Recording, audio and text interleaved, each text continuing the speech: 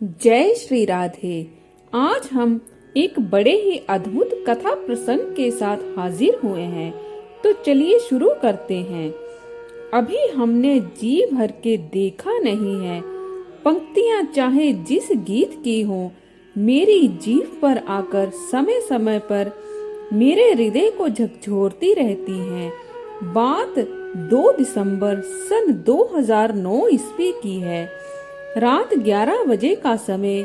आकाश घना आच्छादित, धीरे धीरे वर्षा प्रारंभ हो गई।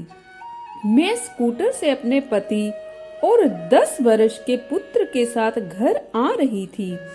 वर्षा से सड़क गीली होने के कारण स्कूटर फिसल गया। हम तीनों ही सड़क पर गिर गए।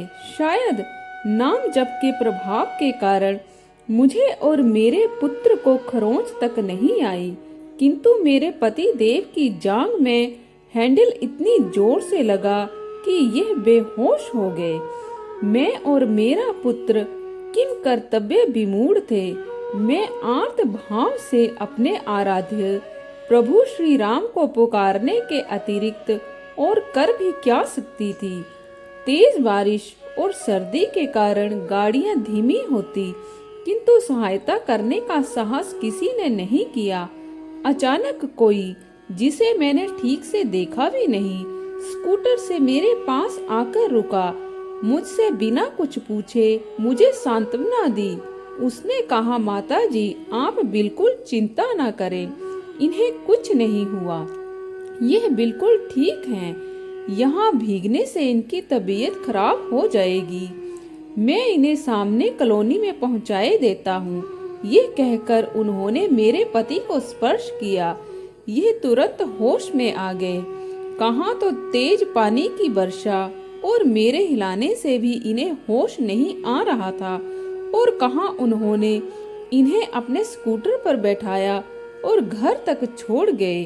कुछ देर बाद मैं भी उस कॉलोनी में जा पहुंची। मैंने इन्हें उस कॉलोनी में जाकर ढूंढा, किंतु लोगों ने बताया कि ऐसा दुर्घटनाग्रस्त कोई व्यक्ति वहां नहीं आया। मुझे उस महान आत्मा पर संदेह होने लगा कि मैंने अनजान व्यक्ति के साथ अपने अबोध पुत्र और पति को भेज दिया। इसके बाद थोड़ी ही देर बाद मुझे ज्ञात हुआ कि उन्होंने दोनों लोगों को सुरक्षित घर पहुंचा दिया था। मैं बाद में सोचती रही कि मैंने तो प्रभु श्री राम को ही पुकारा था। सर्दी और वर्षा की उस रात में जब कोई भी सड़क पर रुककर सहायता के लिए तैयार नहीं था, खाली स्कूटर लाकर किसने और क्यों आकर मेरे सुहाग की रक्षा की। आज भी मुझे कष्ट इसी बात का है कि उन्होंने माता जी संबोधन कर मुझे भ्रम में डाल दिया। यदि उन्होंने मुझे बहन जी कहा होता तो शायद मैं अपने जीवन भर की साधना सार्थक कर उन्हें पहचान लेती, किंतु सोई जा नहीं जई देऊ जनाई के नियम के अनुसार संतोष करना पड़ता है।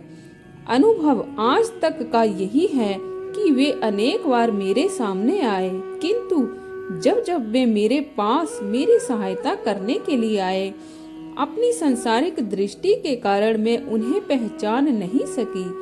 एक ही वेदना दिल में दबाकर जी रही हूँ। अभी हमने जी भर के देखा नहीं है।